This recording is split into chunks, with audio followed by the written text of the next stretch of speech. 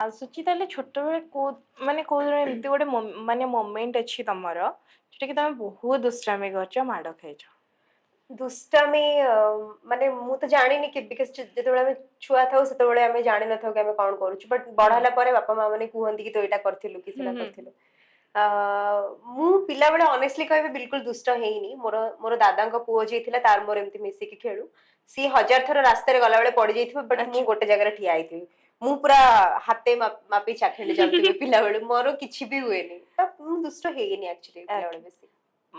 Study କୋଉଠୁ ଥିଲା ତମର? ମୋର ବ୍ରହ୍ମପୁରରେ ଥିଲା ସ୍କୁଲିଂ କଲେଜ ସବୁ ସେଇଠି ଓକେ ବ୍ରହ୍ମପୁରରେ ପିଲାବେଳୁ ମୋର ଜନ୍ମ ବି ଇଭେନ ବ୍ରହ୍ମପୁରରେ ହିଁ।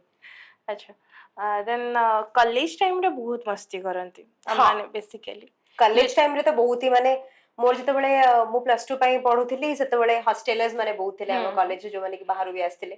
ତ ସେତେବେଳେ ବହୁତ ହି ଫନ୍ ହଉଥିଲା ଯେହେତୁ ମୁଁ ଗୋଟେ ଖାଣ୍ଟି ଶିଶୁ ମନ୍ଦିର ପିଲା। ଆଚ୍ଛା ତ ଆମର ଆମର ଟିକେ ଅଲଗା ନୀତି ହୁଁ ନିୟମ ହୁଁ ଭିତରେ ଆଉ ତମେ ତ ହୁଁ ଜାଣିଥିବ ଶିଶୁ ମନ୍ଦିରରେ କେମିତି ହୁଏ ବଟ୍ ଷ୍ଟିଲ୍ ସେତେବେଳେ ବି ଆମେ ବହୁତ ହି ମଜାମସ୍ତି କରୁଥିଲୁ। ଓକେ